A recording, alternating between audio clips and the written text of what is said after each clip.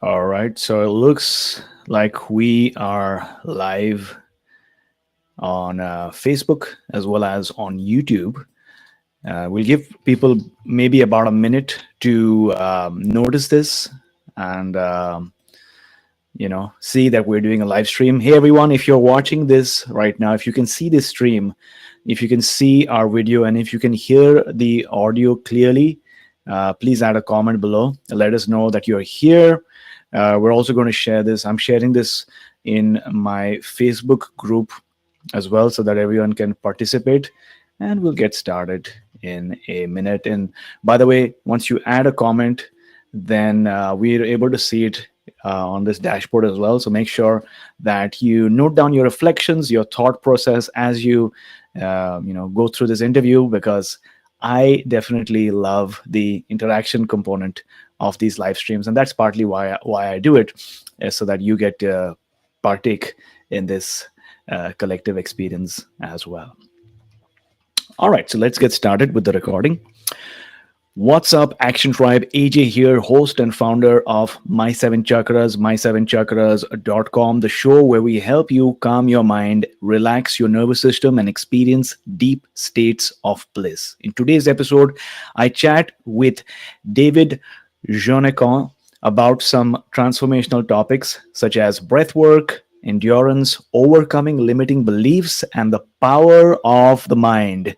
These are topics that I know that you love, especially you right now listening to this podcast. Maybe you're in transit, maybe you're at home, maybe you're doing some breath work or meditation, but I know that you love these topics. So, if you would like not to miss out on any future episode, then make sure that you hit the subscribe button, especially if you're on your iPhone, or the follow button if you're on Spotify, because that does something to the algorithm. I don't know what it is, but it does something that allows more people to get to know about our podcast, right? So hit the subscribe button and make people aware of our show.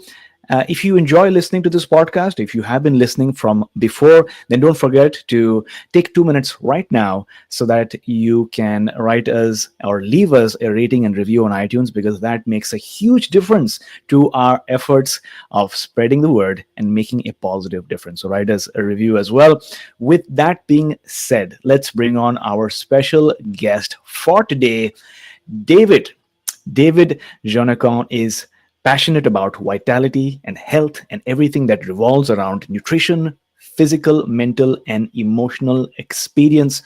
His professional activity gave him the opportunity to work in Europe, India, and the United States. This allowed him to have rich experiences with other cultures, to develop his leadership style, and to do personal development. And then in 2013, he created a line of natural products, low carb, high nutrients, almond G, and became the pioneer of sugar-free nutrition and organic in Switzerland. He's also an athlete. As an athlete, he ran long distances, 205 kilometers.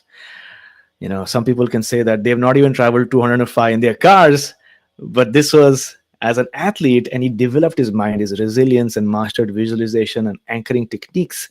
And he also practiced yoga, body weight, and walking and running. Now, in recent years, he has specialized in breathing techniques, pranayama, resistance to cold, visualization, and other healing methods as well. And that is why he is on our show, because these topics are topics that I truly love, practice, and enjoy. But also our listeners, they're very fascinated. I know for a fact that through the surveys, these are some of the most loved and called for topics on our show. Okay, so welcome to the show, David. Really great Thank to you. have you on. Thank you very much for the intro, Aditya. Pleasure to be here to share with you. Yes, yes, yes. Amazing, amazing. Now, the way that I know David is through SOMA Breath. As many of you know, I'm also a SOMA Breath instructor, and I just enjoy and love the way David shares, David explains, David practices, David teaches, and I feel that everything that he does comes from a place of heart, from a place of caring and from a place of making a difference. Yeah, so I've always wanted to have this long format discussions with you to just learn more about you and your story as well. Yeah. Thank you. So David, maybe we can start from the beginning. Where were you born and brought up? So I grew up in Switzerland. I grew up in Geneva, Mhm. and for the story, I was the single, the only child, and my both parents were working. So at the age of 3 months old, I was put in another family for the day, and so I have to say I grew up really rapidly, quickly in the adults world, and this is one of my many characteristics to adapt myself since a childhood to. And if we come really into the deep stuff already, uh, when you grew up into this environment, I realized that many years afterwards, I became a pleaser in this world because I had somehow to be to be there, to be accepted. And when we go into meta programming to be a pleaser, it's very interesting because we become a performer. Because Mhm. when we please, we like to perform. And why I'm saying this upfront, because this is really linked with my story, being a pleaser, being sensitive, being into emotion. That guide me into this, this journey to how to master myself. But let's maybe open this to the next chapter. Wonderful. And how was your, what was your childhood like? So my childhood was I had this chance to be brought up in another family, being the single child, being very spoiled by my parents because they were working. So I grew up with a family with there were a brother, and in the big family we were 19 cousins. Wow. So so I had the advantage being single, but still I was brought up into in community, which make a balance because I would have this this spoiled child. We got everything, and we don't have any cares. Sorry. I don't mean everybody's like this, but I couldn't end up. So I was. It was really for me easy. We were middle class. We had money, but not that. I mean, funny enough, my father come from um, a farmer family. One was a butcher, another was a baker. Everybody, and my dad was the only one. He was the last of the seven who studied. And funny enough, he didn't. He was the less wealthy. We can define what is wealth, but but I was really with entrepreneur in my family, and my father and my mother were statesmen, and there were really big discussion in the family because there was some political background, and I was always the youngest. My father was the youngest, and the other was really charismatic. There were always debates. So I grew up, in the shadow of my 19 cousins, of all this, but I could observe. But I was really, the little mouse in the background, looking and saying, okay, where do I go? But that was part of the education to see, some leader and being behind, but still, hey, the little. That's really color my life. And when I grew up, I said, what I'm going to do? I mean, I was quite decent at school. And somehow I had this dream to become, an entrepreneur. But I went to the first to the university. I did economics, entrepreneurship, Mhm. and this is how I grew up. And I grew up as well in I like sports. To develop myself, I was a bit chubby when I was younger, so I tried to start to train myself to go into gym. And there was this belief that you're not going to grow up when you do too much weight when you are at younger. You have to imagine it was back in the 80s. Mhm. So I was in this building my my character, but being a bit introverted, being a bit shy, um, having emotions, but bringing up as the boy. So to overcome this, and that give the stage when I come, then into my next steps, because I did the university, and then I said, Hmm. okay, let's do something else. So I applied for a traineeship, and it was at this time it's called IASEC, Association International Student in Economics. And I said marketing wherever, and all my peers was okay. Let's go to US. Let's go to Canada. Did you say And I Isaac? yes, AISEC? yeah, Oh, nice. I was also part of that organization for a while. I got it. And I was sent up to India.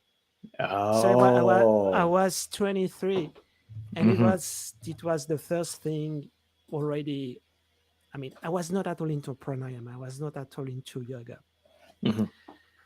But India, you love it or you hate it, but you cannot be indifferent. And I had the chance to be first in a Christian family, then in Muslim family, working with Hindus. And for me, India was really a wide, eyes opener, because when you come from this clean Europe, it's not a question you believe or you don't believe, but you've got one God, and really you differentiate yourself with the language in Europe. Hmm. There are the German, the Italian. Yeah. Basically, I grew up French and Swiss, so I've got both mentality. And when you Hmm. don't know Europe, there is really, like everywhere, Hmm. there is like you are Swiss, and even in Swiss, you are Swiss French or Swiss Italian, and in France, Right. you are from Paris, like everywhere. Yeah. But going into India, there is like at this stage, I think at this time, 23 or 24 spoken languages. But the identification factor was really religion. You Hmm. know, you are Muslim and Christian, you are Hinduism, and the caste, even it has been abolished. And I was living in this Muslim family. I didn't see any Caucasian for most of my, stay there. I really Hmm. live with India. I eat, and it was just fabulous to see. You know, you are familiar with the reality tunnel, just but I was not Hmm. aware of this. But I was looking live with other, with another reality tunnel, and understanding, things that you cannot be aware when you are, in your clean Europe and things like that. So for me, I was like, wow, there is something. But I had no idea about yoga. I had no idea about pranayama. I know, but I just work with had the opportunity to see these people, Hmm. to see the wealth, to see. I mean, I could talk about India, the food, for many hours, but that was definitely a pivotal moment into my life to say, okay, um, yeah, the world is not only your little Switzerland. There is something more about the world, and the way of people are thinking. That is amazing. Firstly, the fact that you had so many cousins, 19 cousins, that's something that I always wanted, growing up, to have a large extended family, to have that many cousins. It does come with the challenges sometimes, because maybe there are more human beings and more beliefs and more opinions. But I think the broader benefit is to be part of a large family, a large group, that it's just so nice to have that level of connection and camaraderie, especially when the family comes together. So that's amazing that you got to experience that, but also had to experience or got to experience your private moments because you were the only child. And the other thing is, I think travel in general does a lot of things for you, because it allows you to push beyond your comfort zone, interact with the rest of the world, come across different human beings, maybe try out different languages as well. And it's fascinating when you learn a different language, you almost become a different personality, right? Because then you speak in a different accent, you react differently. It's crazy, because these days I'm thinking about and my belief, as I've realized is that life happens in cycles, right? So there's a cycle of 7 years. like they say, 7 year itch, seven chakras, right? So I've been in Vancouver for now 8 years, and I'm like, what's next? And I've been thinking about exploring or maybe visiting Mexico to see if that might be a place or I can, spend some time in. And that has gotten me thinking about learning Spanish, which has been on my bucket list for the longest period of time.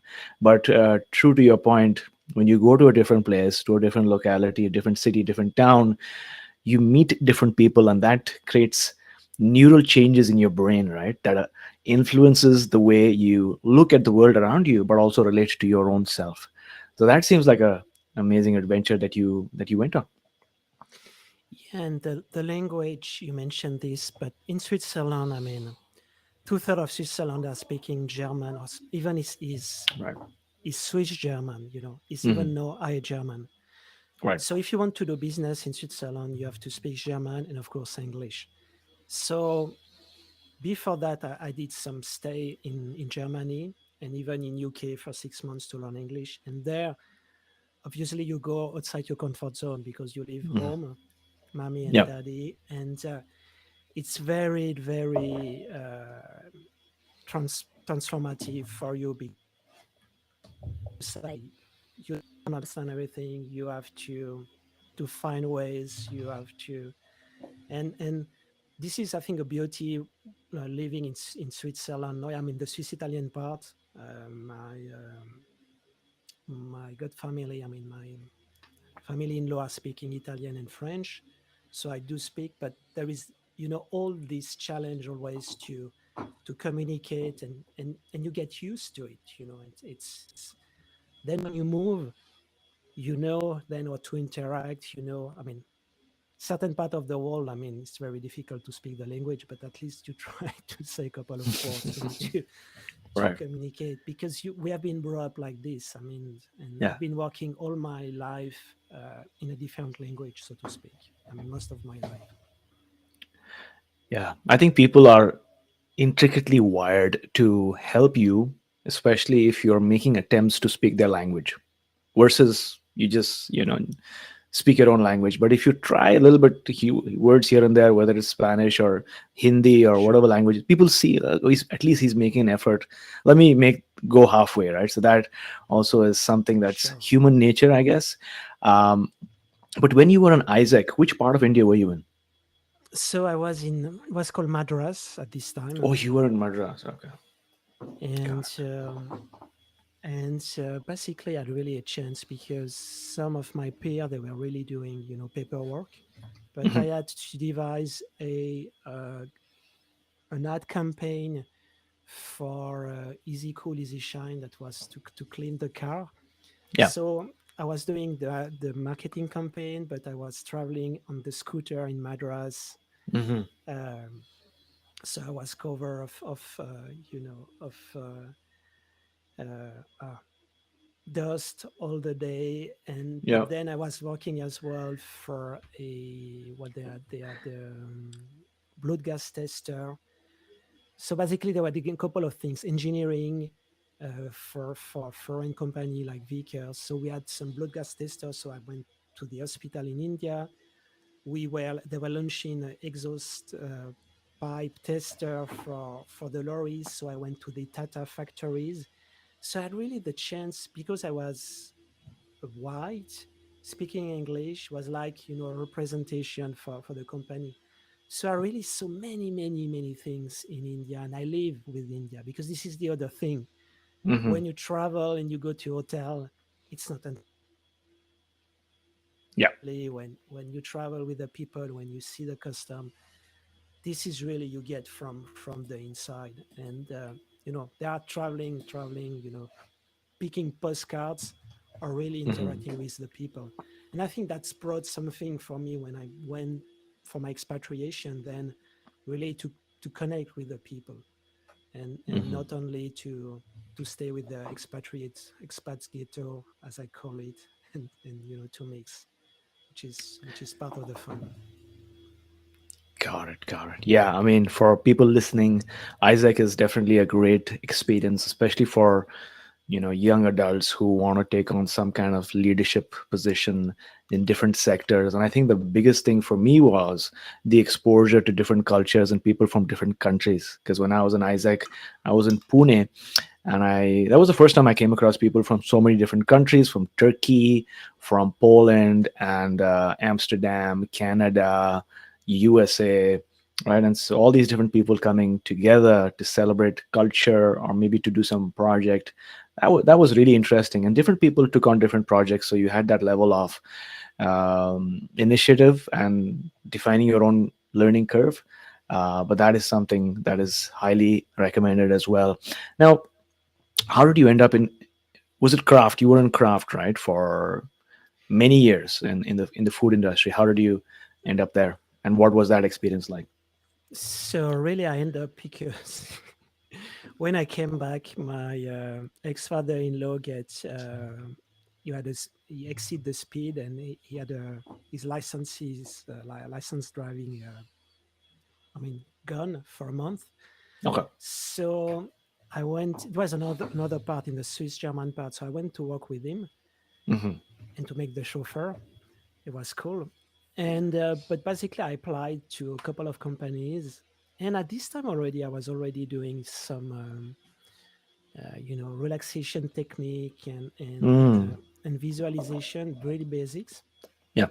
And I just applied in a couple of companies and I sent to Kraft. And within a week, it was Kraft Foods at this time. That was, okay, I don't want to go into all the details of the buying, purchasing from Philip Morris, Kraft Foods, but basically, that was the beginning. Philip Morris bought, Jacob Suchard, Toblerone for the people who know the chocolate in Switzerland.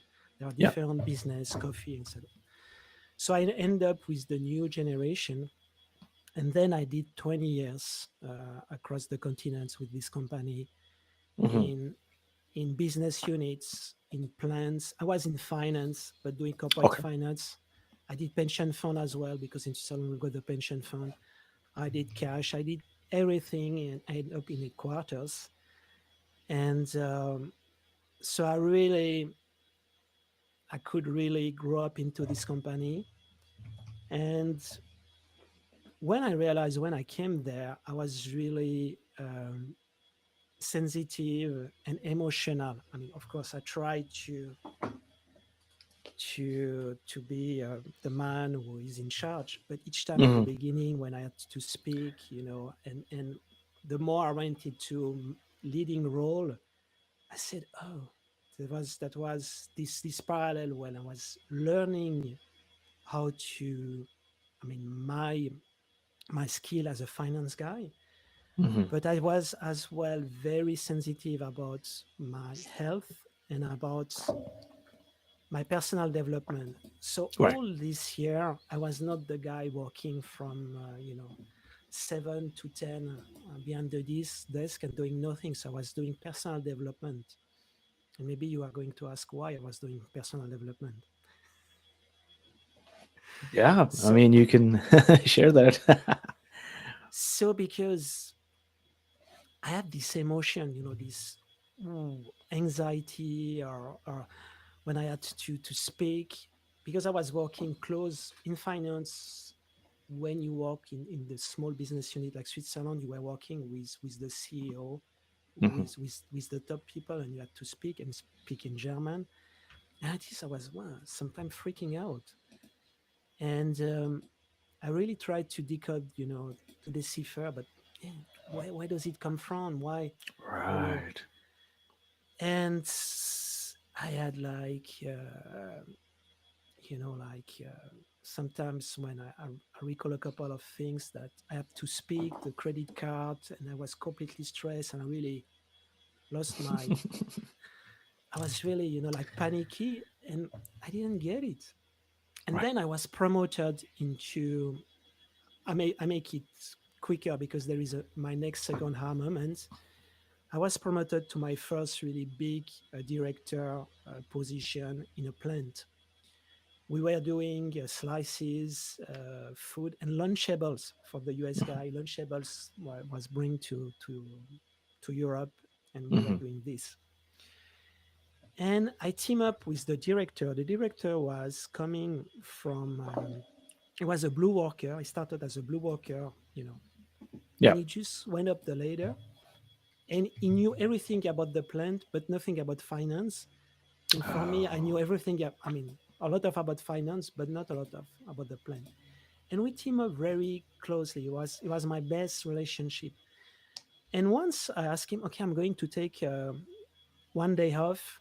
He said, well, where do you go? I said, I'm going to do a training. I said, okay, but what kind of training? He said, to work on my voice, on my confidence. And he looked at me and said, but why? You are not confident? I said, no, sometimes. So Hmm. just caption here to tell to your boss that you are not confident was already for me to step out my comfort zone, because my Hmm. belief was I need to be, stainless, nothing. And he looked at me, he said, but when you speak in public, I'm looking at you. And I said, why? Laurent? When you speak in public, I'm looking at you. He said, yeah, but I'm freaking out like you, David. So we were two, so to speak, leader, or, and we are like two child saying, yeah, it's okay to be afraid.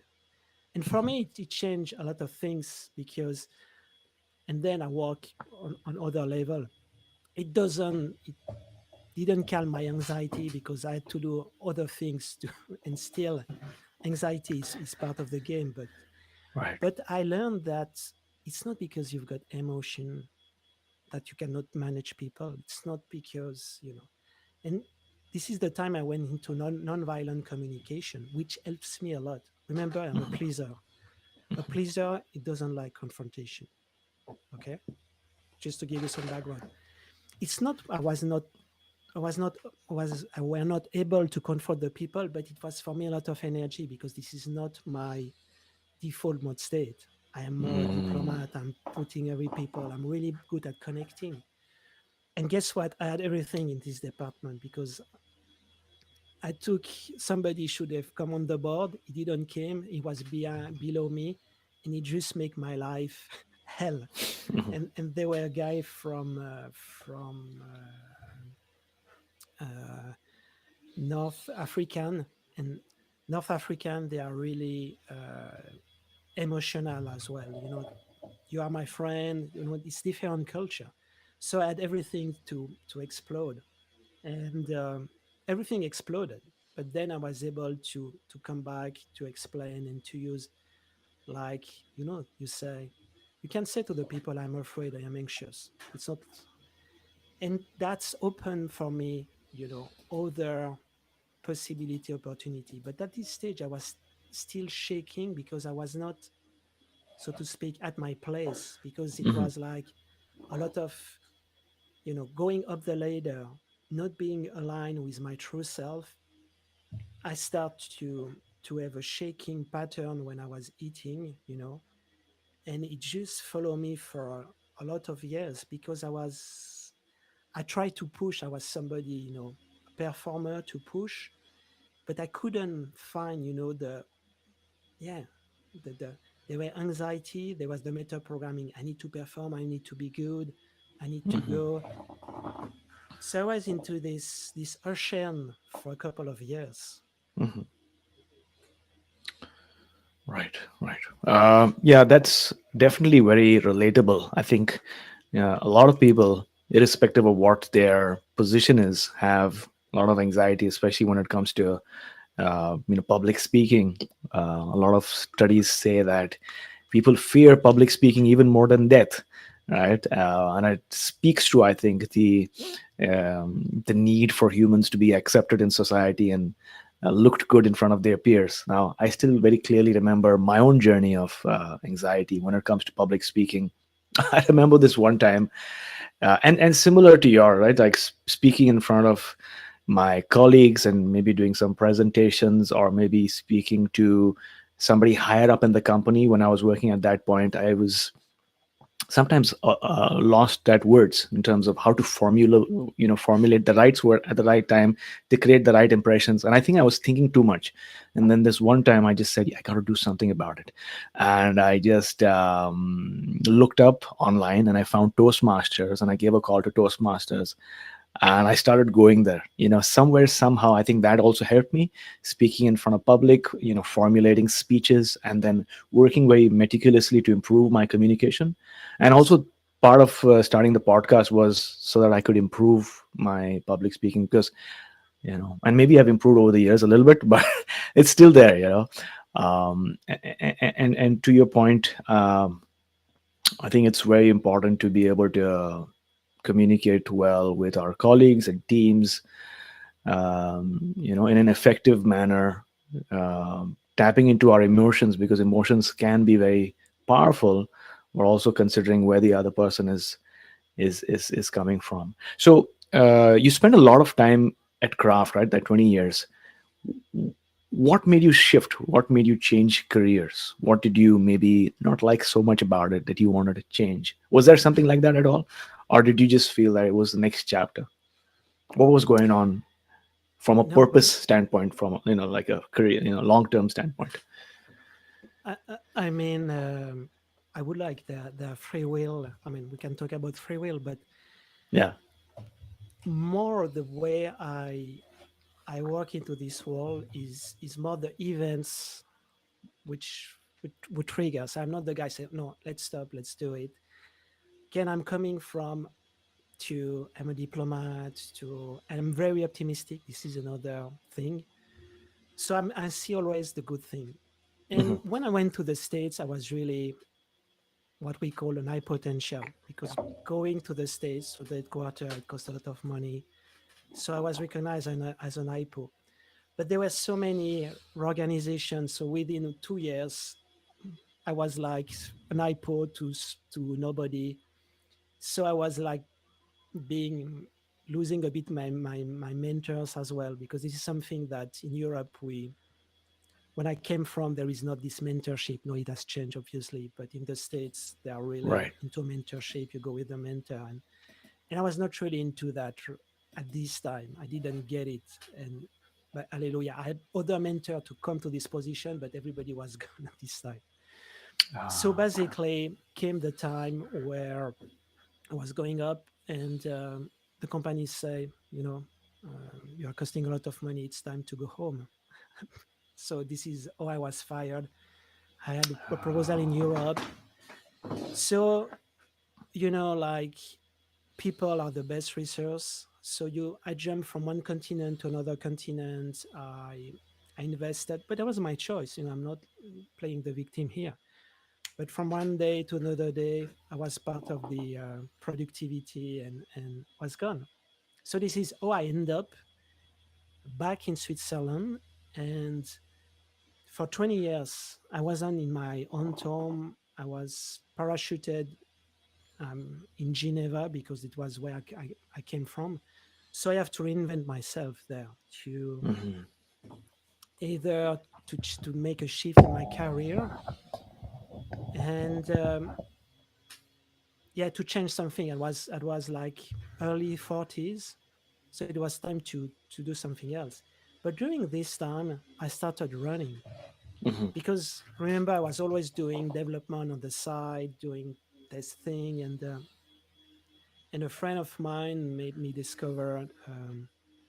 Actually, I was back in Switzerland for meetings, Right. and he looked at my watch and said, "Oh, you are a runner." I said, "No, I Mm. do run. I'm not a runner because I'm really, if you know me, when I preach something, I really to walk the talk." But Yeah. this is another belief. But really, I have to go into really details and be the master of it, which is another limiting beliefs. But So anyway, you run, but you're not a runner. So that identity was not part of you of being a runner. yeah, because I was just Right. and he said, "Oh, you should read Slow Burn, the Stu Mittelman." And Stu Mittelman, for the guys who don't know him, was the model of Tony Robbins for the health. Okay. And And there are a couple of things funny about it, because when I look at the price, to hire my first coach, it was like a couple of thousand US dollar, and even it was less at the Oh. end. But Mhm. for me, it was a lot of money. And Mhm. my friend would recommend, because my friend went to Tony Robbins events and he received this book, and he said, if you want to be coach, if you work with the best, you will gain, so many things. So it's better to pay and to work with the best. So it's what I say to my clients right now as well. And this guy, Stu, finally became my coach, and he was always talking about Tony Robbins. I said, who is Tony Robbins? Mm. Because being in executive, you've got a lot of coaching, and for me, there was another coach. But then I started to train myself, and this is where came the idea, because the revolution with him, it was an holistic approach. It was not about VMR with all this program. It was about energy. It was about food, and it was about to eat more fat and less sugar. And stay with me, Right. when you grew up in the 70s like me, the best day of your life when was you were eating no fat, you know Mhm. that was the best. We grew up like this. We have Mhm. been brainwashed, and suddenly guys said it's coming more from, and that's why I evolve. I prefer to speak about low carb, high nutrients, because we cannot live on bacon. But I mean, if we open the food, we have to do another podcast. Yeah. But Yep. this is basically when I started to change the way we ate, because I was with my wife, and she's Swiss Italian, French. We eat, I mean, everything. But we changed the diet, and we see it change. And then I start to train, and then I start to go into the ultra running. But it was more for me like a discovery, like a new kingdom. And then you start with 50, then you go to 50 miles, and then you want to go to things. And basically, Stu was my coach, and Stu has been internalized in the Hall of Fame of ultra running. And he was Mhm. working with another guy called um, Phil Maffeton, which was really the brain. And now all the new theory about sport, those guys, they were doing this 30 years ago. So this is where I came into the ultra, and this is where came the idea, because during a year when I came back, I didn't know I had to reinvent myself. So I keep running, and then I had this idea to launch this company called Almond, from Almond and Jade Energy. That is interesting. I mean, so many things to reflect on here. Firstly, the fact that things are highly volatile right now. Right, there's a lot of uncertainty overall around the world, and even when it comes to people's jobs, nothing is certain right now. Right, irrespective of how talented you are, intelligent you are, how much experience you have, sometimes companies can just drop you, just like that, and they don't have to answer to anybody. They just write a letter to everybody in a very nice and polite way, and it's accepted. But I think it speaks to the importance of having like a backup plan, or maybe some additional stream of revenue, or at least some additional knowledge that you can then go upon, if that happens in your life. And I love the fact that you did not have a plan immediately, but at least you focused on your health, and you focused on a goal, which was in your case running, and getting better and better at it, and having a coach in place who also looked up to and liked Tony Robbins. Tony Robbins is someone that made a huge difference in my own life, like 10 years back when I started listening to Tony Robbins and Les Brown. And I was in a really weird place back in those days, like lost and didn't have any proper goal. But then Tony Robbins, when I started listening to his tapes, which by the way I downloaded off of P2P, if you remember, peer-to-peer networks that you had back in those days. I downloaded for free, but I listened to all of his tapes, and that sort of did something within me, and it rewired my brain. And but it's amazing that you went into long distance running, ultra marathons, which, like you said, around 200 kilometers. How do you even fathom or comprehend running that long? Like, what's it like running a marathon for that distance? Because when I think of somebody doing a marathon, I'm like, sure, 20 kilometers is still a lot. 50 kilometers is huge, right? But this is like ultra marathon is a different level altogether. What's it like to firstly prepare for such an experience, as well as to run? Because it's not just physical, right? A lot of it is mental. Is how do you overcome the temptation of the mind of just quitting and Mhm. stopping what you're doing, right? So Yeah, and then I will tell you that I work with Tony Robbins because ultimately I want to follow the Tony Robbins University back to okay. Europe with, but basically when we ask me, oh, you run, 200 miles or 200 Yeah. kilometers, the answer is really simple. You learn to run 1 miles and you repeat over. It seems to be simple, but Hmm. basically, as you said, this is an holistic game. That means people say it's all in the head. No, no, it's not all in the head. You are ready to prepare your body. And because I was working with Phil Maffeton, those guys, by the way, people who know Phil Maffeton, he trained Mark Allen, who was 6 times world champion in Hawaii. And he has still, I think, the speed record. And basically, there is the way you eat, the way you train, the way you recover. And I Hmm. was followed as well by uh, people to look at my health, and they were so amazed about these events. I mean, of course, I won't say when you run such a distance, you are you are straight. But I had minimum issue because I was trained, I eat the right thing. Hmm. So basically, Stu bring me all the strategy that he developed during 40 years, and this is really a strategy. So there is different way. Yeah.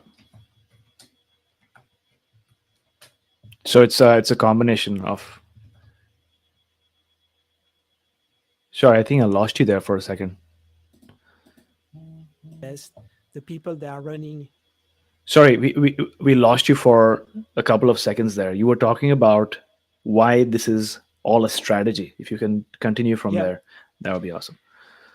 yeah, this is really a strategy. So when you go to a run, when I was going to the run, I had like a checklist. I know exactly what I was going to do, because one learning is the mind may play you tricks when you go into certain zone, into fatigue. So I knew what I was going to eat. I knew when I was going to do my break. I knew everything. And then you just go there. And there are some events when I was preparing visualization with kinetherapist. And basically, my kine in Switzerland, when I came for sport, and she said, "No, no, you are not here for sport. You are for business." And this is the one she sent me to Tony Robbins, but this is another story. But basically, when you prepare your mind, and there are different strategy. There is the visualization or going through the event.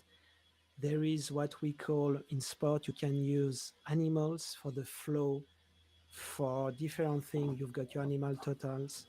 So basically, Oh, so like you're when visualizing those animals.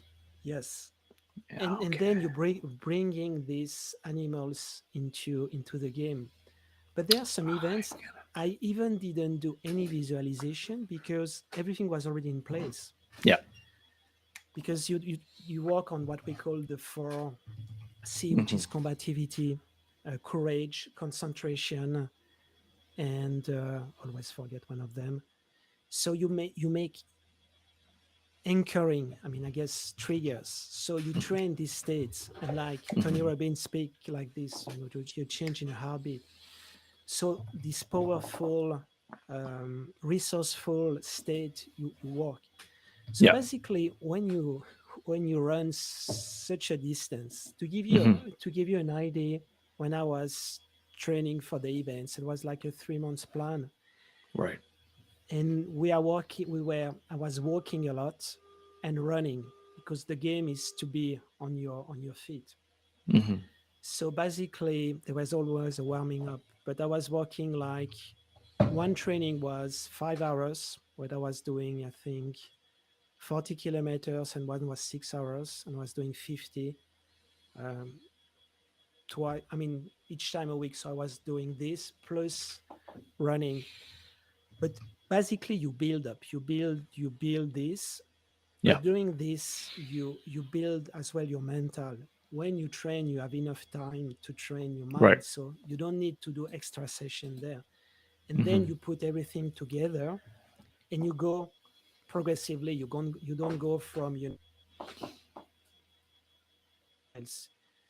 We build a strategy with to go to what we call a cyclical event, or Right. circadian event, when you run during 24 hours. Hmm. And there is a story there, but go. I didn't want to. No, no. What I wanted to share was, as you were sharing this, what was coming to my mind is how our ancient ancestors used to thrive and live, right? Because it seems like uh, we are wired and designed to be marathon runners in the sense that our ancestors maybe spend a lot of time running away from predators or running towards prey that they wanted to catch, because if you miss out on that prey once, then it means that you don't eat. You have this famine period, which again speaks to the importance and power of intermittent fasting, in eating within cycles, eating within the window. But speaking about running, I read about this one tribe or this group in Mexico that used to, and that still runs barefoot, right, Barefoot. all Always, along yeah. the, You mean the Tamara, I guess, isn't it? the Yeah. yeah. Yeah, they're all with I mean, these shoes, this sandal or whatever.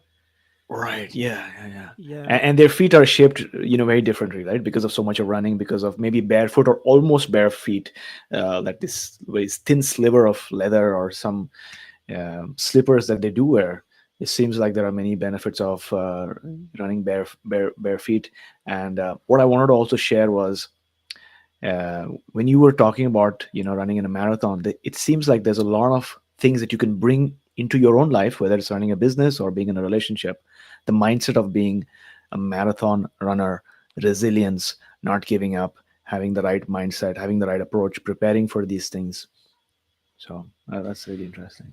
that was exactly my pitch when I launched my company.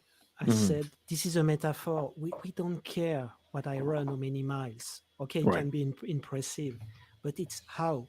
It's what is the preparation, what is the food, because we are all marathoner. I Yeah. mean, everybody with or without family, businessman or entrepreneur or corporate or whatever, life is a marathon. It's not a sprint. Hmm. And this is what I took from all this, explaining to the people that I did this like a study.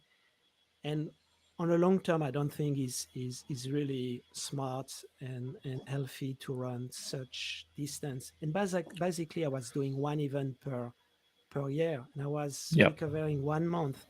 And I can tell you so many stories about the ultra world. Okay, they are always the pack, the leaders, but there are people, they've got no strategy, they are running, and they are injured all the time, because this is the other thing, injury. Which group is this? Sorry, who are you speaking about?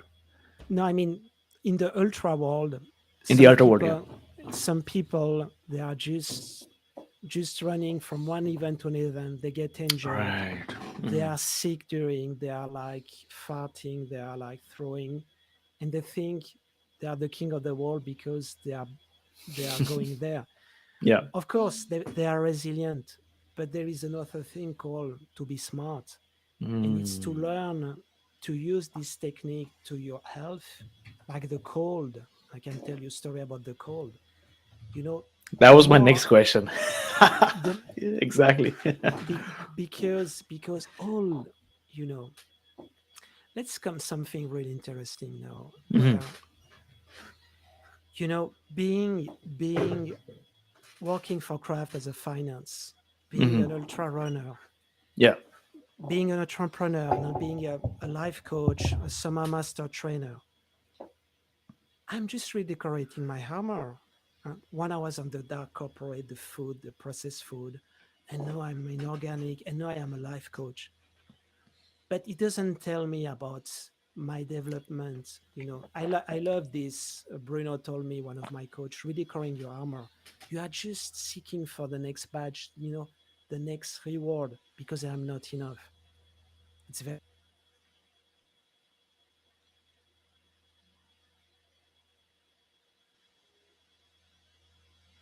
Oops, I think we lost you again. We'll just wait for a couple of seconds to have David yeah, back. yeah, David, we lost you for the last 5 seconds. You were talking about craving and looking for the next badge. If you can start from there. yeah, yeah. So always when I oh, I'm still there. It's okay. There was some disturbance again. If you can wait for a few seconds, and then you can start whenever you're ready. Yeah.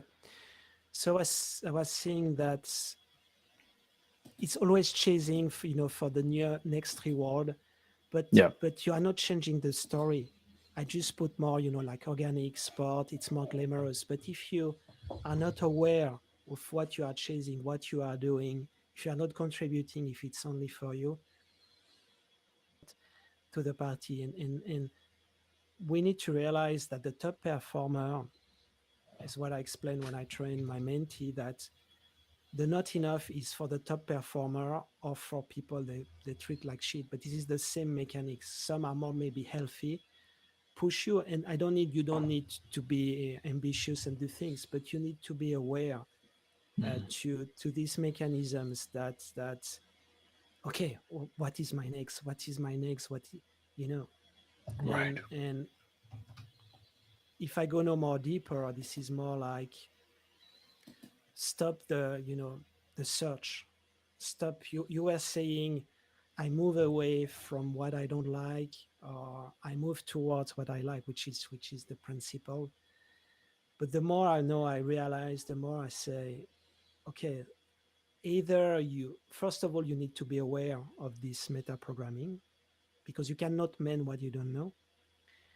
And either you suppress some programs, you upgrade, or you keep, because some of them are still useful, or you look at the program, or is it working, or your mind is working, or your attention is working. Because doing all these things, if you don't learn, is for me, this is really what is behind becoming an entrepreneur.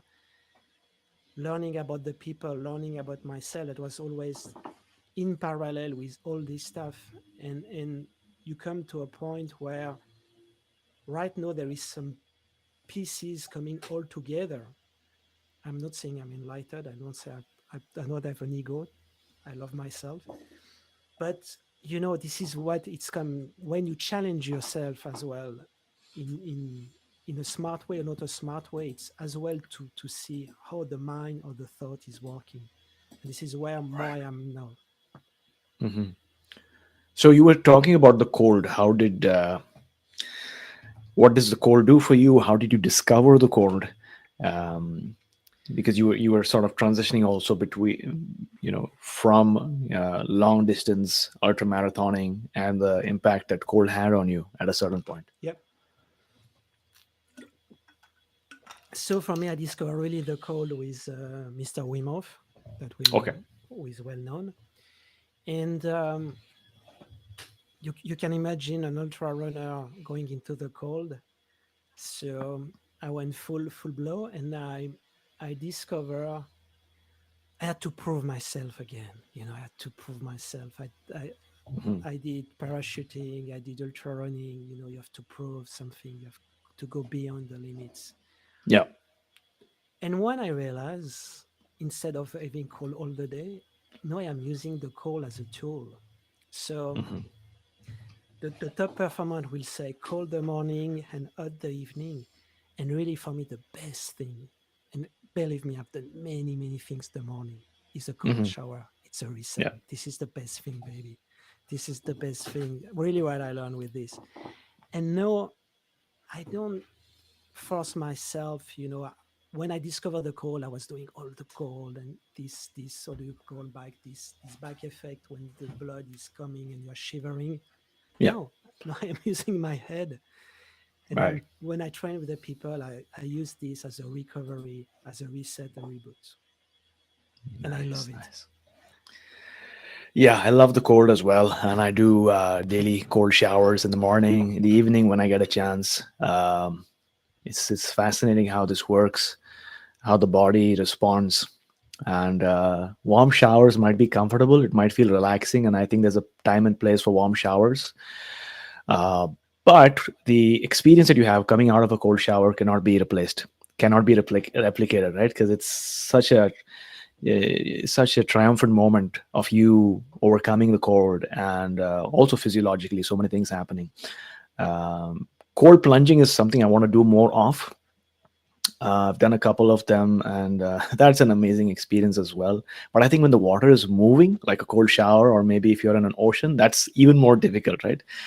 Compared to, I think when you're in the stationary water, sometimes your body creates a protective, Sure, you know, sure, yeah, yeah, yeah. thing to keep you warm as well. But then this is as well, cold is on the physiology, but as well there is the metaphor, like because we are Yeah, going to speak a bit about the breath, maybe not. yeah, yeah, yeah. It's a way to face the fear, to it's a metaphor in your life to go beyond and to show you, when you go to Tony Robbins, you walk on the fire, you jump from a trapeze, and you do all this kind of stuff. It's to prove with the mind as well that you can do more what you think, because this is the other flip of the coin.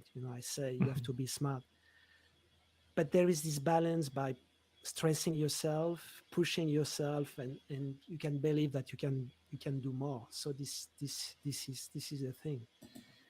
Yeah, And then is to, is to use all this, okay, to the better good, and not to yeah, say, yeah, oh, good am I? Yes, I know I'm good, but who yeah. cares if you don't contribute, because Right. this is the next steps. Yeah, that's definitely something to aspire towards, right? How can you do more good? How can you do more good, not just for yourself, but how can you share the medicine with others so that they can have their own subjective, amazing experiences? Um, I forgot what I was going to say. There was something that what I wanted to say was, like you pointed out, the cold s- is like a testing grounds for you to test your mental resilience and capacity. And when you are in the cold, you can't help but breathing in a certain way, naturally, right? Whether it's Hmm, hmm. breathing in a stressed out way. And that's what I think breath work is so important and significant, right? So talk to me about, how did you discover breath work for yourself, and how did it sort of shift you maybe during your first few encounters of breath work? Yeah, from me, I was aware that the breath was not the missing link, but the breath is everywhere, with the voice, Hmm. with the emotion, because the first thing to change your state with the breath. So I really had this initiation with Wim Hof, Okay. and I was doing the breath with Wim Hof, always playing the same tunes, and then I discover Sama Niraj Naik, which is basically a combination of ancient wisdom, which is pranayama. So Yeah. didn't invent anything, combined with sound therapy, with music and visualization and meditation. And I did one of the course, the 21 day, and already I've done many things, but the way I felt and the connection, and only with your breath, I said, oh, I want to explore this. And I explored this in such a depth. Now I am a master trainer. I'm really working with this, and this brought me, all my skills, management, sport, food, exercises, with the breath. So to speak, it magnified, my practice, and I put everything together with Okay. this. So that Right. was for me the missing links, and now I am really fully aligned, because Hmm. I can I can I can use what I've learned, Yeah. and everything is related. The breath, the speak, the food, everything, Yeah. the Hmm. fun, and this is how I came to Sama. the science as well, because I'm really open-minded, but as well I like to have some facts. Yeah. And I've been doing food for many years, and I was saying, and now I'm doing breath and life coaching. I saying, oh, don't believe me, try, Hmm. experiment. Yeah. I can tell you whatever, just experiment. It's like the cold. Yeah. Have Do you do you know your what your human design is, by the way? Have you gone into human design at all? Yes, but I don't know mine. I've heard about it, but I didn't. Somebody told me I should be, but I don't recall. No, I didn't do this still, or yet. Okay, because it's pretty interesting, to just figure out what your human design is. It's an interesting modality, I'd say, that draws from a combination of things like the itching and the chakra system and astrology. But what it does is it gives you a human design type, and the way that you're sharing, it seems like I'm a 6-2. I'm known as a projector 6-2. And I mean, people who are projectors have certain phases, and they say that the crescendo of your life is going to be when you cross the age of 50, where you then draw from all these different experiences that you've had over your life, the trials and tribulations and the joys and the skills that you've built. And at 50, everything comes together, and then you become the guide to the world. So that's why I was like, I'm curious to see what is your type, because it'll be interesting to know, like, whether you're a projector or a manifester or a generator, right? It's I'm learning more into it, speaking to people. I did an interview recently, but I was just like, what is David's human design type? And that's right. I mean, I will turn 55, and everything is coming to place Yeah. in my early 50.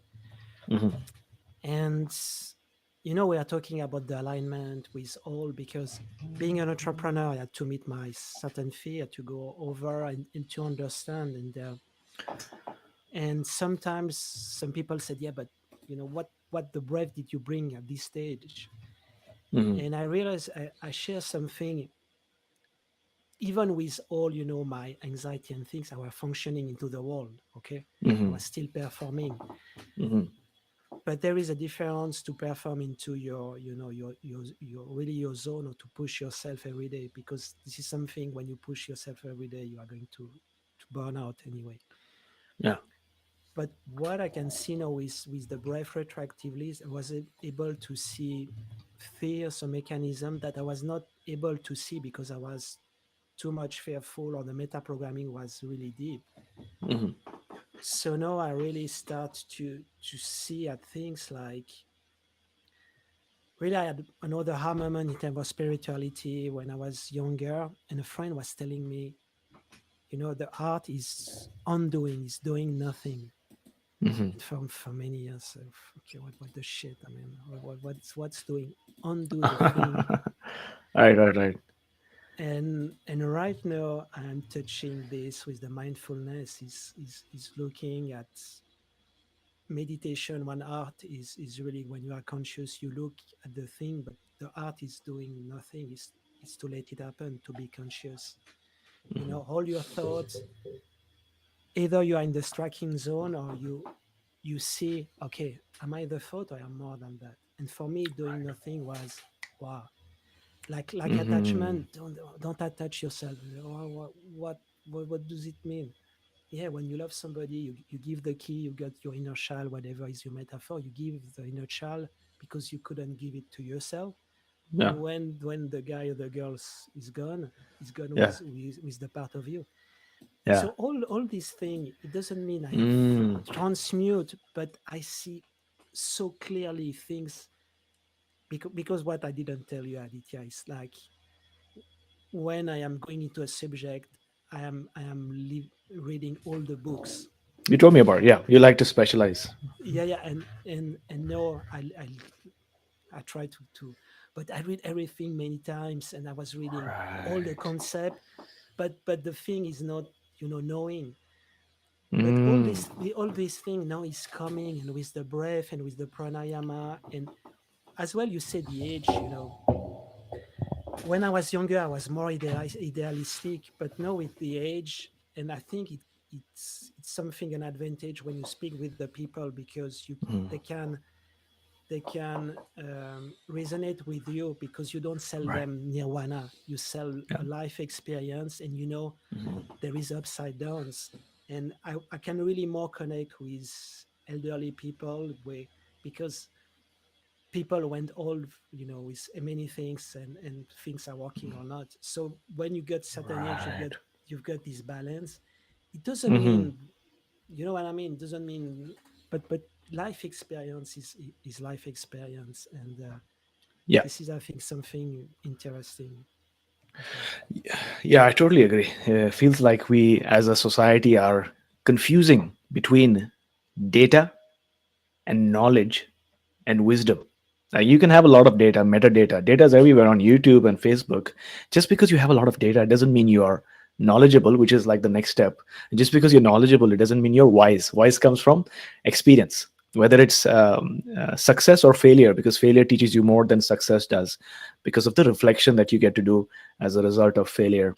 And I think what you pointed out was something that is really interesting. I got lost when I was listening to you itself. Um, but oh yeah, I was trying to say that Vedanta, which is the um, foremost spiritual modality coming from India, talks about all these different things, right?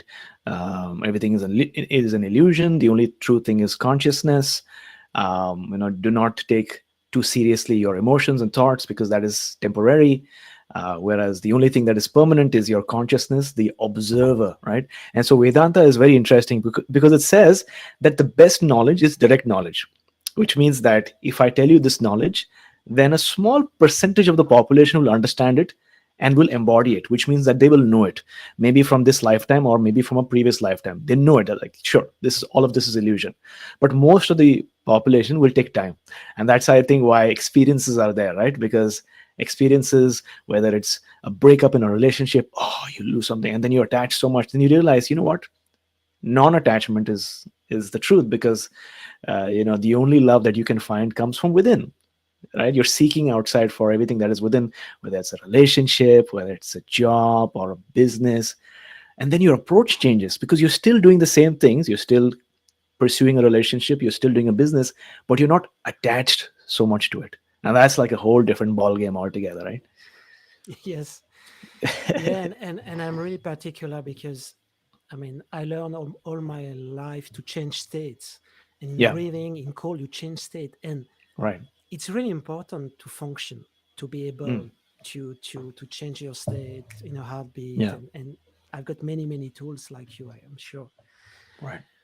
But what I tell as well the people is to be aware of the consciousness, because it's, you cannot, if you're repeating always the same, you can change the state, but you are always repeating the same, meta programming and things. So there is still a place for investigation, and not to fool yourself.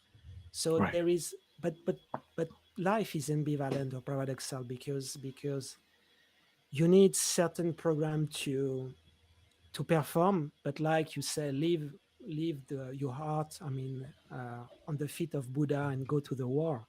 I mean, Yeah. what does it mean, all these things? Right. Is no attachment, is, it's all these different level. And there are some misunderstanding, because if you Yeah. take literally the thing, sometimes you don't understand. But there is That's true.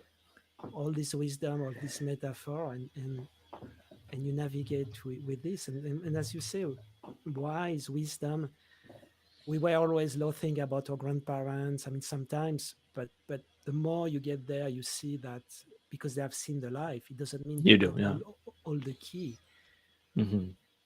but they went through a couple of things. Okay. and Yeah. and this is why it's getting interesting now, that with all this knowledge, with all the devices we've got, and of course, data is not wisdom. That fully agree. It's not information. I mean, you have to transform this information into knowledge, which was Mm. one of the role in finance. What we say, we Right. take data into information, into action and decision. Yeah. Yeah. Yeah. So, from everything that you've learned and come across, In your opinion, what holds a person back when it comes to making a change in their lives, right? So let's say a person wants to change their life. Maybe they want to start a new practice, or maybe they want to do something different in their life. Maybe they want to move to a different city. What tends to hold us back? So basically, when the more I work, because we can manifest, we can go, but as you said, there is always this thing. Yeah, I want to go to Toronto. I want to do this, and at the end we Right. freak out. We are pulled back, like public speaking, whatever. Yeah. So I really believe that there are some program really deep into the subconscious, and just to give you an idea, the latest research shows that the conscious mind is treating 40 information per second. Yeah. 40. The Okay. unconscious 1 million more, 40 million. So if you look at my picture, if there is 40 million pixels, the subconscious is downloading in 1 second the full picture, whereas the conscious mind is seeing only 40 pixels. So it Right. doesn't see everything. Hmm. So we need to get there. Okay.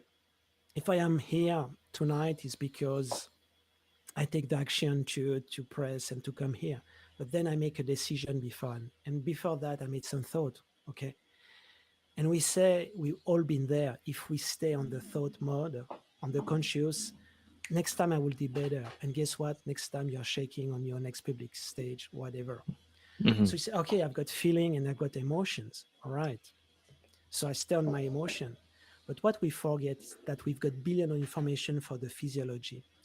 So that's why here we come into this game that if we master our physiology, we can master our reality. If we can master our inner world, we can go into the outer world. Hmm. And just bear with me. Say, what do you say, David? I say, think just about.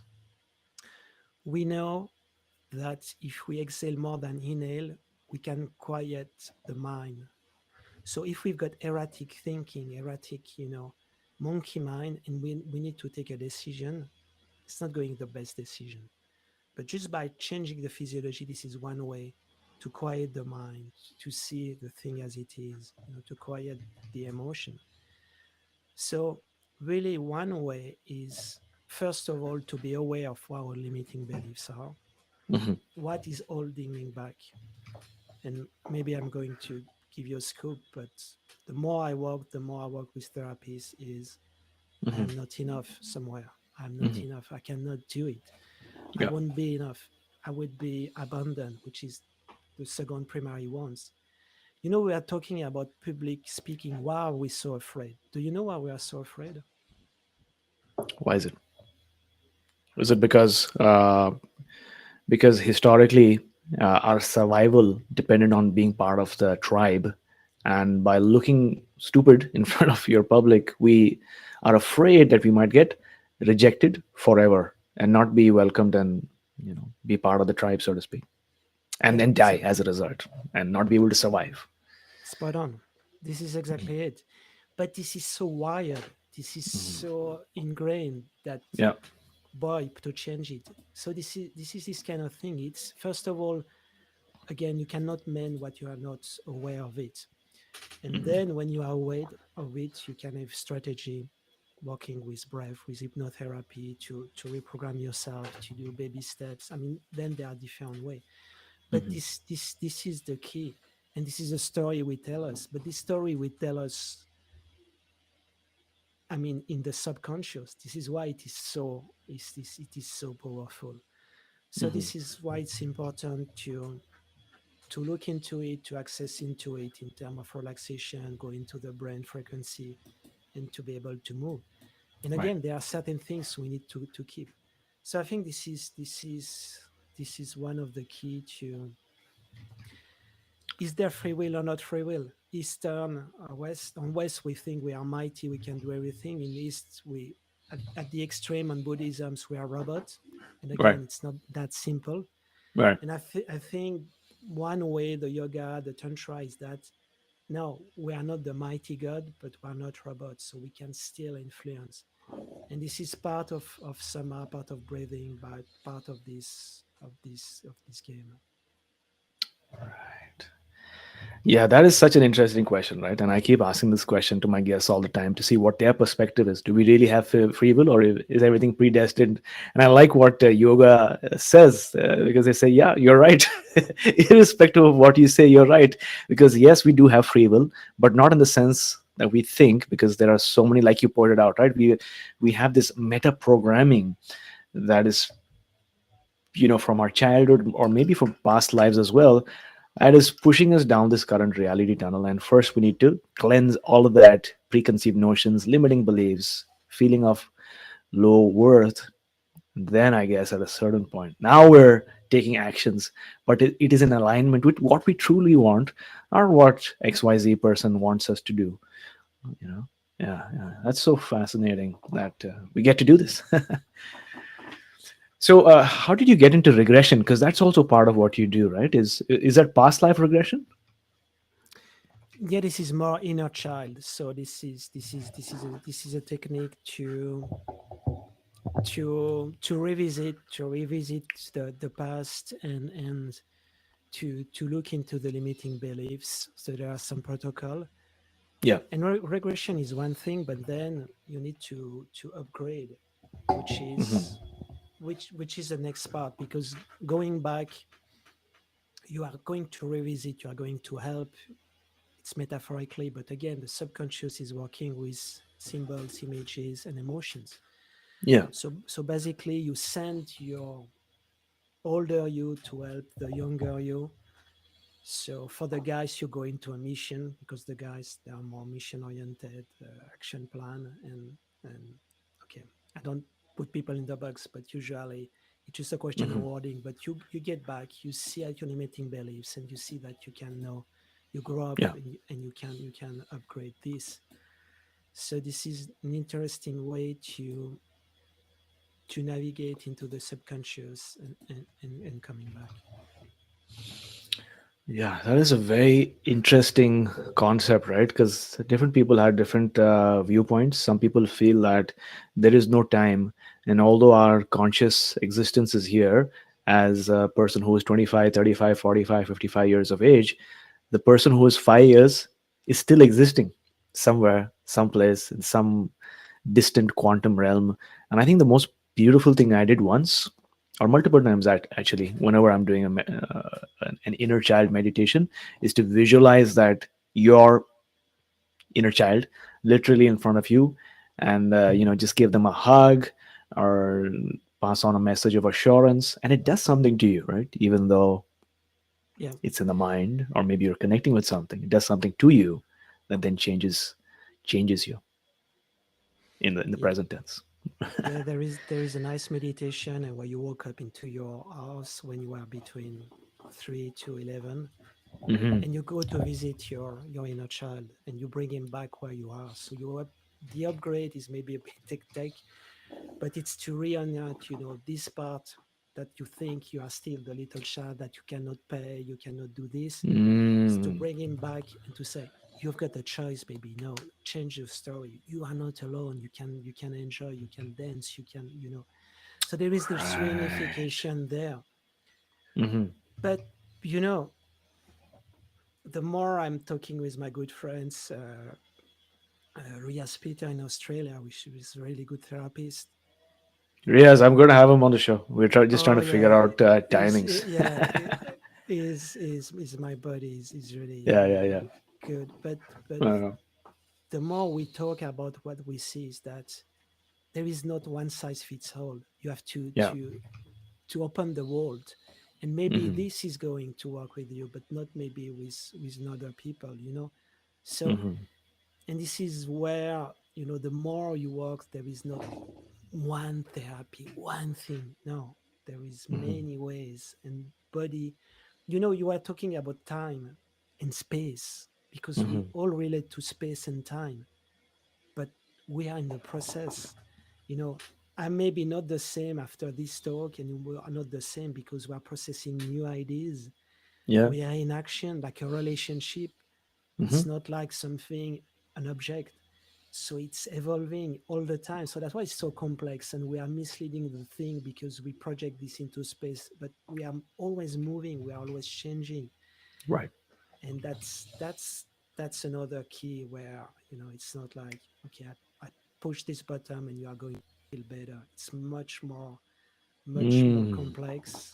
And Yeah. I think when we work with people, we need to be really humble, because there is not such as knowing the truth. Yeah, that's so true. I think that's part of being trauma informed as well, right? Like we can set goals for ourselves, we can set XYZ direction that we want to go, but we don't know what we're dealing with. We have so many conditionings, but also trauma that we all go through. Birthing, being born itself is such a traumatic experience because we're crying and we're shoved into this world with weird oxygen levels, blood all over. It's a weird experience. But then life itself can be traumatic, like losing a job, having a breakup, business foreclosure, getting rejected on the Yeah. stage, getting socially cancelled. That can be traumatic as well.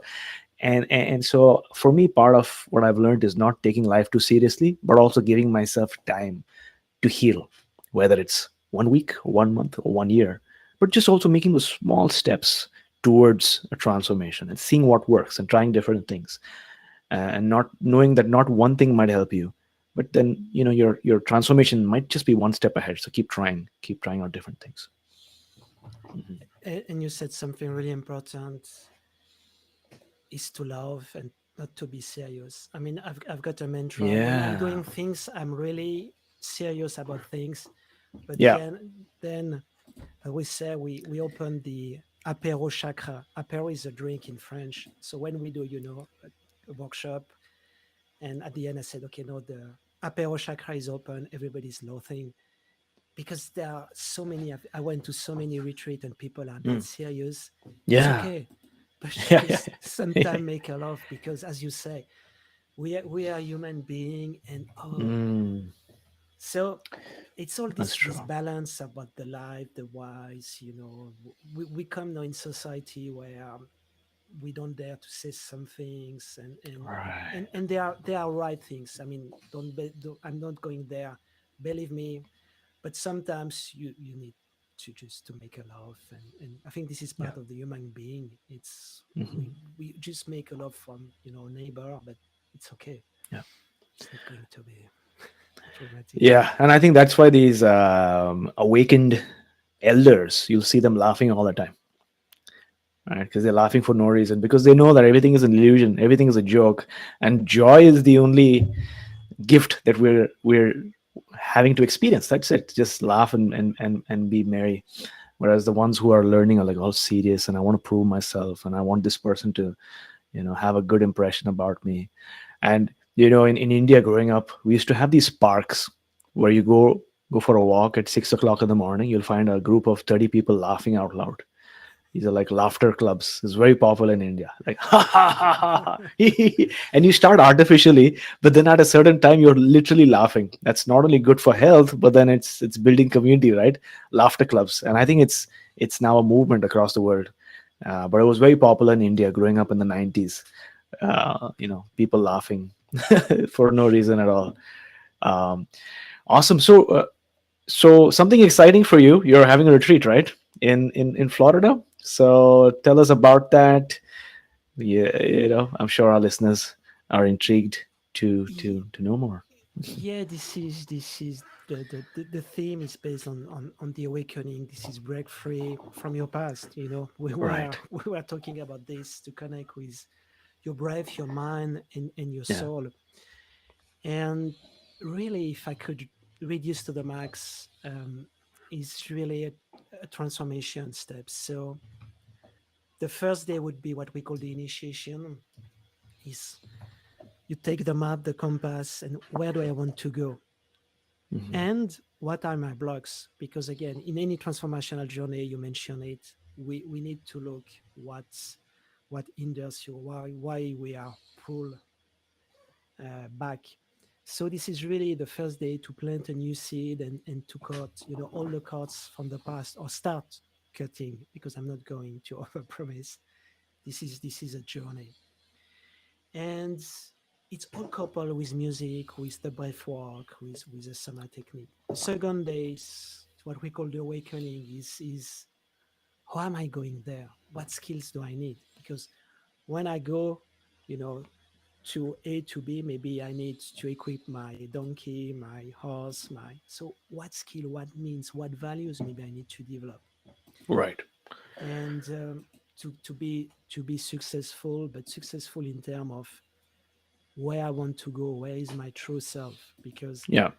it's not about going into the on the moon. Is not going is where I want, how I want to feel. Where is Hmm. my average perfect day, my average peaceful day? So it's very awakening the body, the soul, and get there. And then it's a transformation. Is to put everything together. And here we use the power of the breath. We use what we call, the SOMA, the molecule within, which help us in the process of hypoxia, of control, hyperventilation, to release this dimethyltryptamine, to change the way. It's like, the analogy is like this DMT is found in plant medicine, but with the breath we can recreate this. And the way it works, it's help the neurogenesis to create new neural pathway, but as well to see why there is so many investment right now into these plant medicines, because we have seen that we can think differently and change. Yeah. So this is what I am going to do live in Florida for 3 weeks, for 3 days, sorry, and really it will be like dancing, shaking, music, breathing, and use all this. So it's what I'm going to do in November. Amazing, amazing. I took a look at the schedule and it seems very jam packed. It's pretty intense. It's not just one breathwork session a day and then you go for a walk or something. It's like multiple sessions during the day, right? So it's an intense program. It's really a deep immersion, and with the Yeah, power of the group, yeah, you go really, really, really, really deep and amazing. And fun. who would you say is the ideal person who should consider learning more about this particular retreat in Florida? So if you really want, to create your own reality, you want to change, but you have still, you don't know exactly where you want to go. You feel like you are living the life of someone else, and since long time you got a calling, but you don't have the gut, to do it. We've got all forgotten, or childhood dreams, and you're looking to realize your life aspiration, or maybe you are just Hmm. lacking joy, vitality. Yeah, And yeah, so it's really more, there is not like a age. It's more how you feel, and you say, okay, now, uh, I want to change something in my life, and I don't know exactly how. So this is meant for this kind of person. right. And believe me, I'm doing this online every week, and the results are just, I'm mesmerized each time, to see how the people can change with the breath, with this, because we go really deep into the subconscious. This is the thing. Right. Yeah, yeah. Action Tribe, I know many of you have reached out to me to inquire when our next retreat is happening. And I'm sort of setting up for that, in terms of letting you know when my next retreat is going to be. But till that time, if you've been planning to go for a retreat and you want to go to a sunny destination and you want to meet people in person and you want to surround yourself with like minded people, community, and really immerse yourself in multiple practices, including breath work, as well as cold exposure, meditation, all of those things.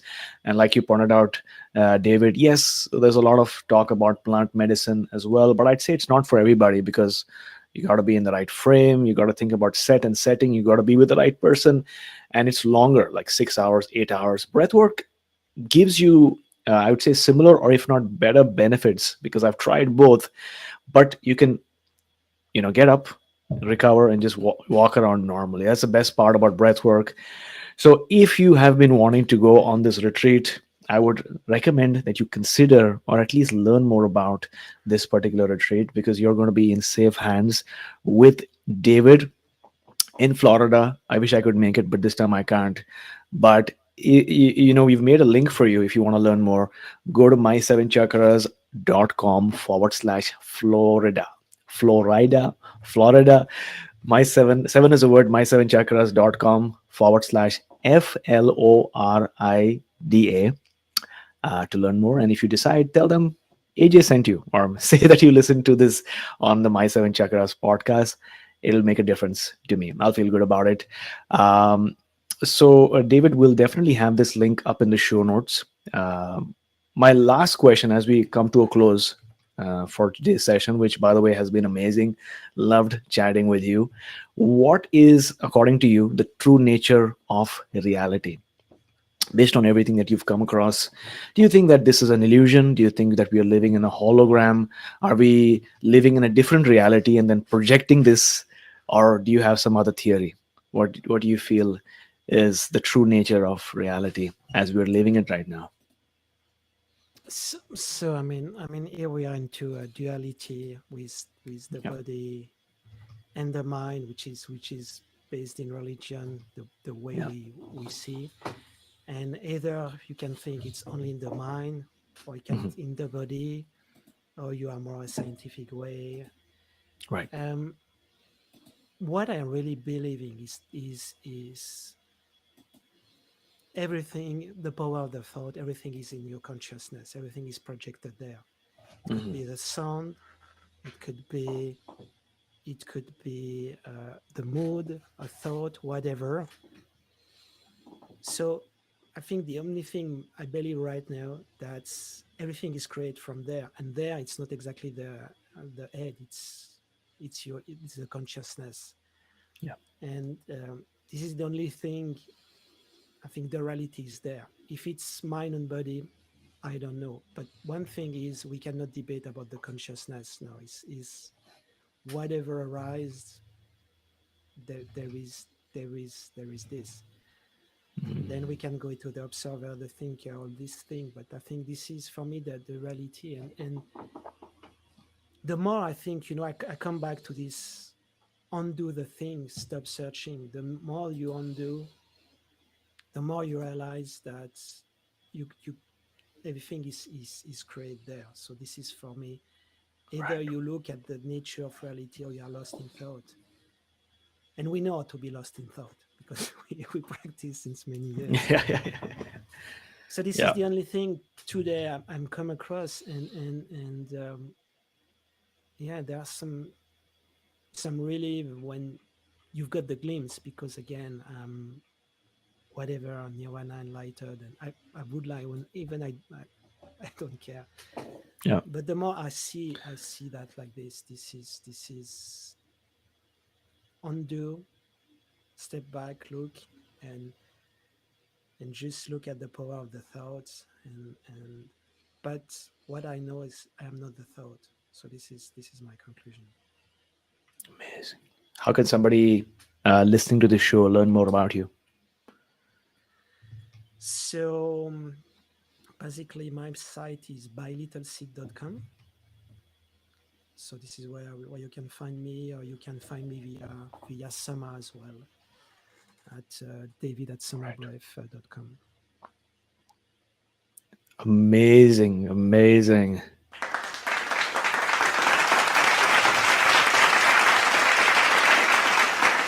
Everyone, please give a round of sound to David. Really enjoyed this experience chatting with David, learning about his stories.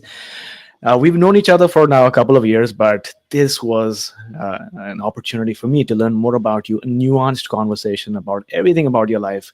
And I'm sure there's more to learn as well, which in the future may be an in person discussion. But Action Tribe, if you like this episode, then take a few minutes to write us an iTunes rating and review. Or if you're on Spotify, make sure that you rate our podcast so that you can get more people to know about us. I know some of you have been listening for years, but if there's one thing you can do today, write us an iTunes rating and review. As next steps, if you'd like to experience the power of breath and feel deeply blissed out, then come join me for a breathwork journey. I'm a SOMA breathwork instructor as well. Go to my7chakras.com/drop in. my7chakras.com/drop-in. If this is your first time, use code HEAL2022 to get it for free. HEAL2022. If you're on Instagram, take a screenshot of this episode and tag me as well as David. David, you're on Instagram as well, right? Or you're not that active on Instagram? Yes, I'm not that active on Instagram. Okay, so then for now, you can just tag me. And my handle is at my7chakras, and you just share, send a DM, comment. Let's engage, let's connect. I hope you enjoyed today's episode. David, thank you so much for coming on our show, talking to us about the power and promise of endurance and breath work and cold showers, as well as the power of the mind, and taking us one step closer to a human revolution. It was my pleasure and my honor. Thank you so much to be your guest.